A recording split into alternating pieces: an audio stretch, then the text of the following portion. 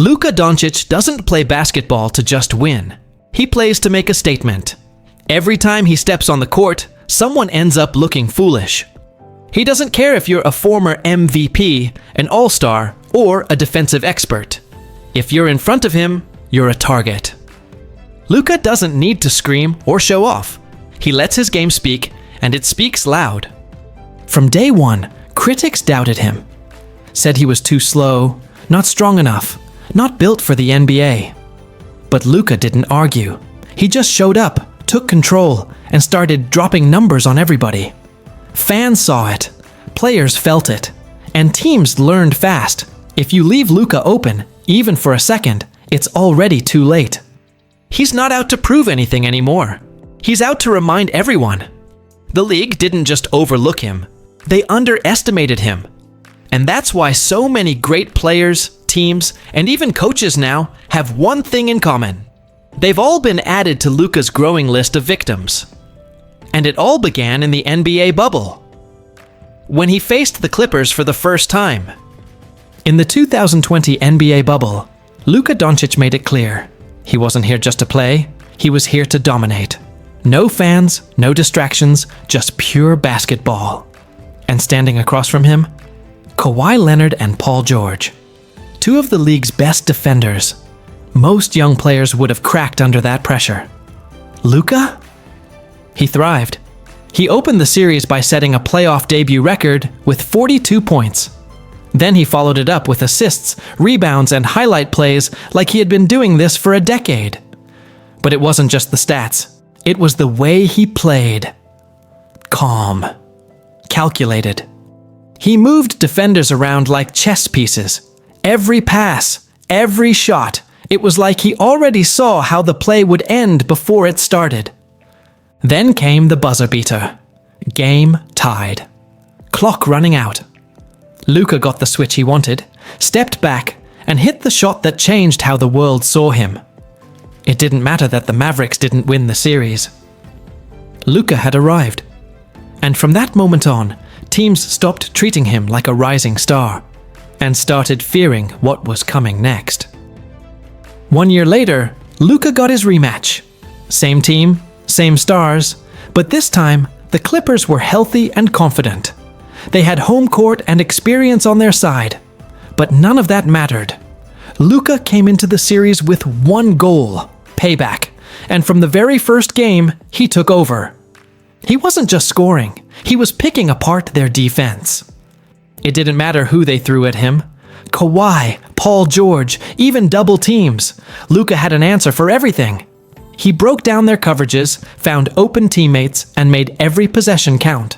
His confidence was so high, he even smiled while Patrick Beverley tried to pressure him full court. It looked like a mismatch. And it was.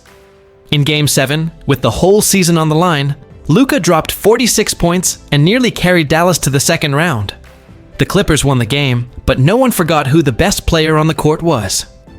Luka didn't need a win to make his point. The message was already delivered. He wasn't going away. And he was only getting better. The 2022 playoffs brought a new test. Devin Booker and the top-seeded Phoenix Suns. They were the favorites, loaded with talent, and had home court. Early on, it looked like they'd cruise. Phoenix won the first 2 games, and Booker even mocked Luka with a little smirk and the words, "Luka special." That was the turning point, and the worst mistake they could have made. Luka took that insult personally and flipped the entire series. He led Dallas to back-to-back wins to tie it 2-2, then forced a Game 7 after keeping the pressure high. In that final game, Luka didn't just play well, he took over. By halftime, he had scored as much as the entire Suns team.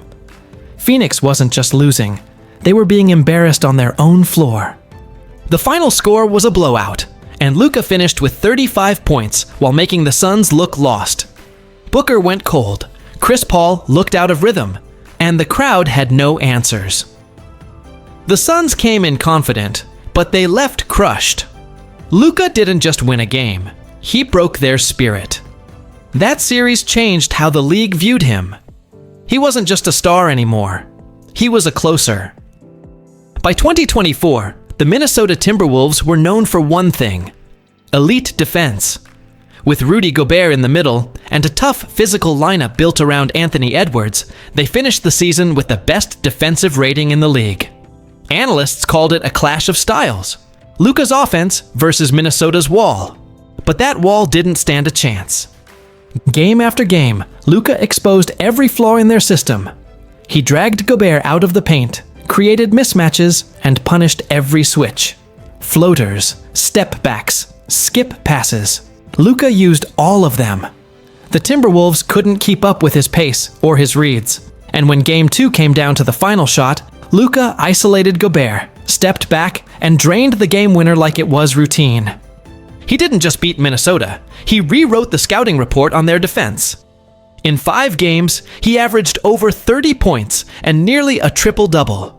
Rudy Gobert, a 4-time Defensive Player of the Year, looked like just another name on Luka's growing list. Minnesota came in confident, but Luka left them confused, outplayed, and eliminated. Luka Dončić had carried Dallas for years. Historic playoff runs, all NBA seasons, and unforgettable moments. But despite everything he gave, the front office started to shift the blame onto him. They questioned his shape, his defense, even his leadership. And then came the decision that stunned the league. Dallas traded Luka. The move wasn't forced. Luka didn't ask out.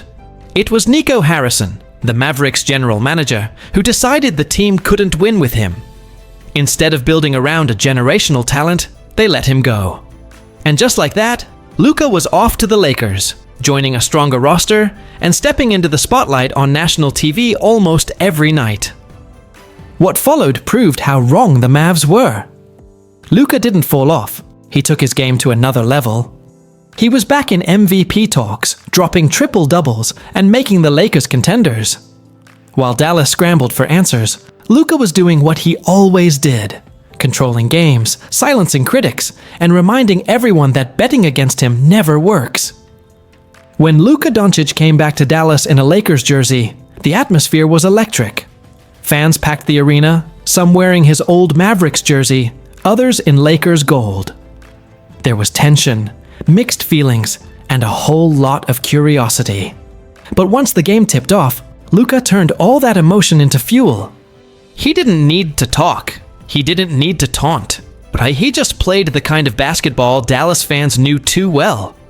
Luka scored 45 points, picked apart the Mavericks' defense like he never left, and ran the game like he still owned their playbook. It wasn't just a win.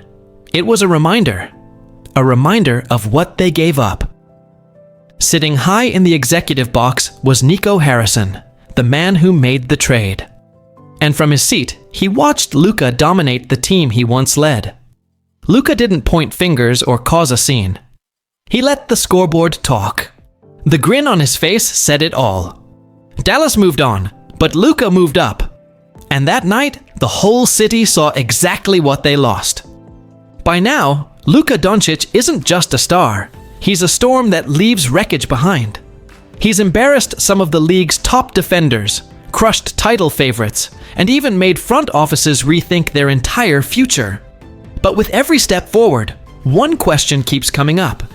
Who took the worst of it? Was it Devin Booker and the Suns, who got blown out in a Game 7 on their home floor?